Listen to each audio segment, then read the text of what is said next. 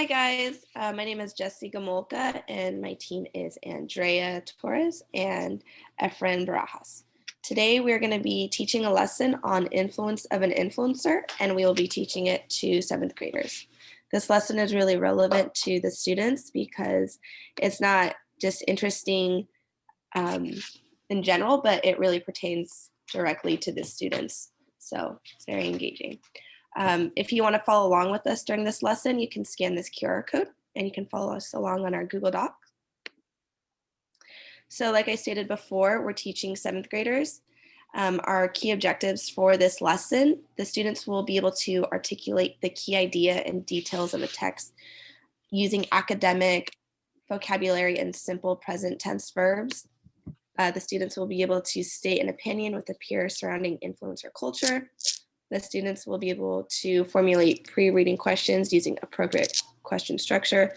And finally, they'll be able to mention a detail from a text that includes using academic citation verbs.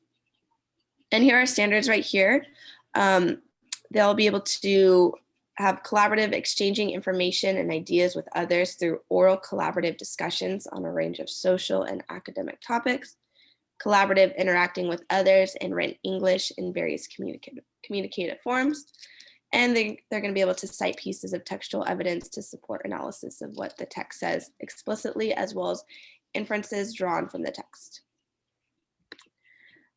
Here are class norms. The video is on. Come prepared. Make sure you're on time. Be respectful. Mute your microphones. Raise your hand when you want to participate.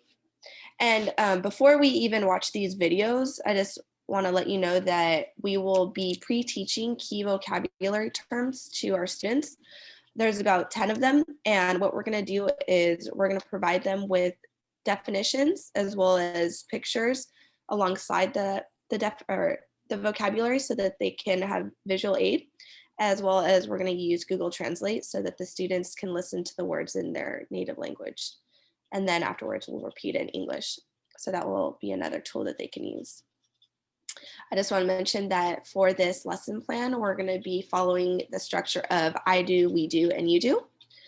And how we are going to start this whole lesson plan is we're going to start with a warm-up and we're going to watch just a short video on influencers and how they influence the world around us. We're going to have a warm-up question that says, how can people influence others online? And then we provided an example sentence. In my opinion, people can influence others online by, and then they're going to use that as an example.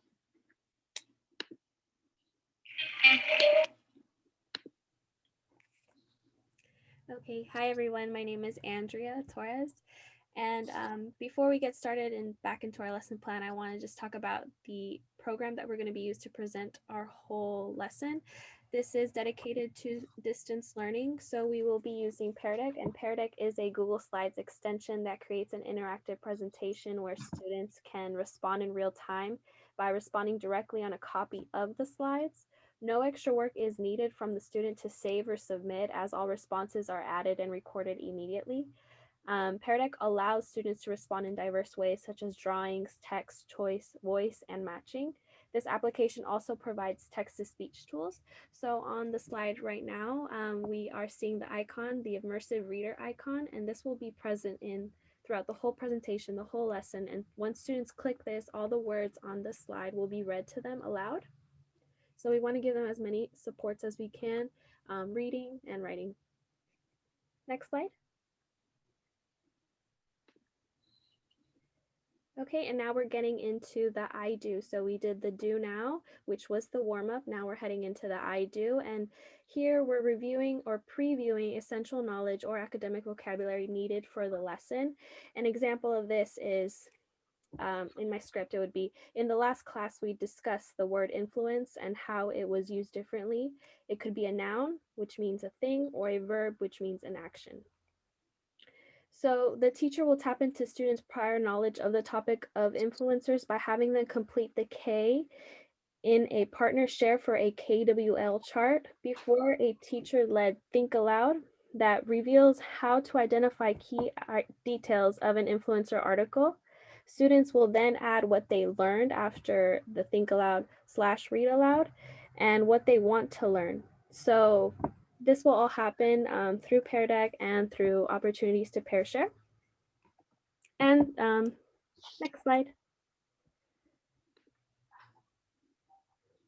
Okay, and so after that, we will head on to the we do. And here, teachers and students will practice the skill together, describing how students will develop a more sophisticated understanding of the concept, and also giving clear what to do's for academic directions. So after the read aloud combined with the think aloud, students will participate in a teacher-led discussion on the key ideas of the article. The teacher makes sure to review the academic language needed in order to cite details from a text and provide a resource for this vocabulary. So, oh, can you go back actually, Jesse? Sorry. Okay. So this is the words needed for the academic citations. And so we want to make sure that students have this available at all times. And we have examples of the citation words in present tense. And so this will be gone over explicitly. And then 3 minutes during the we do is dedicated to checking for understanding. So check for understanding with multiple forms of accountability, real-time, lagging, and implicit. Plan out the type of checking for understanding format, either cold call, Zoom polls, or chat. Verbally and visually name how students will complete the CFU.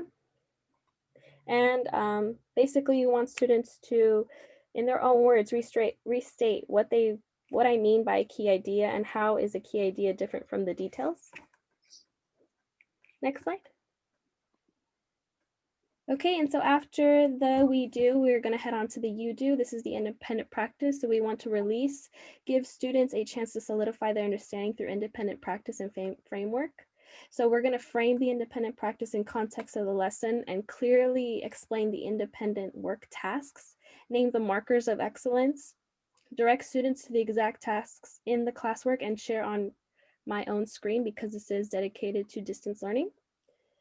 So students will be asked to read this article with a partner and share using the sentence frames provided. And as on the top of the screen, you guys see a timer. This is part of our self-managing materials just to let students know what to expect and how much time they have to think.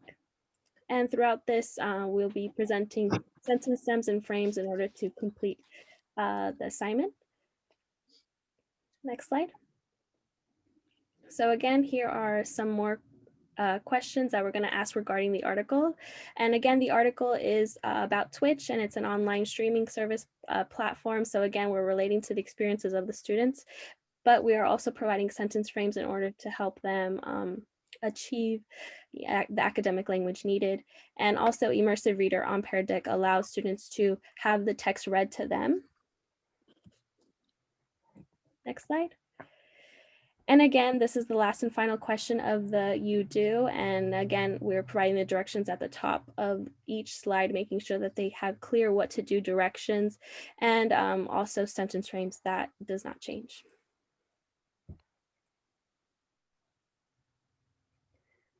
Okay, and so for checking for understanding, we want to make sure that we can generalize this concept into a broader sense of their life. So how does this skill help them in math, English, or whatever subject they think is relatable? We want to just make sure how can they apply what they are learning to real life experiences. Perfect. So the reason we chose this this lesson plan is because it's inclusive of all students. We've had success with Andrea has had success in the classroom with this lesson plan. It seems like everybody is aware of what an influencer is and what they do, and you know, and how relevant it is currently with all these platforms that we have, Instagram, Facebook, et cetera, et cetera. And just to recap the whole lesson plan format, we would be pre-teaching vocabulary. We would be using sentence starters. We would be using speech text tools.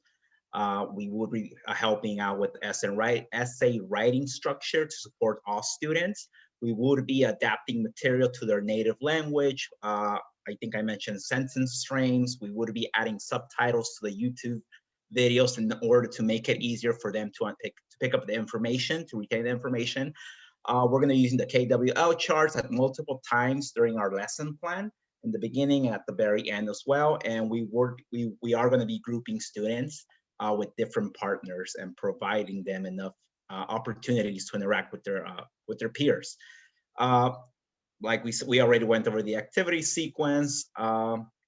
So I mean that pretty much wraps up our lesson plan. At the end, we do want to make sure that we track down students' progress based on their IEP goals, and pretty much go from there. Perfect. Thank you.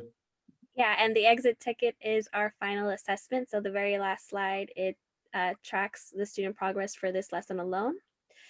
So that is our daily summative assessment. Excellent. And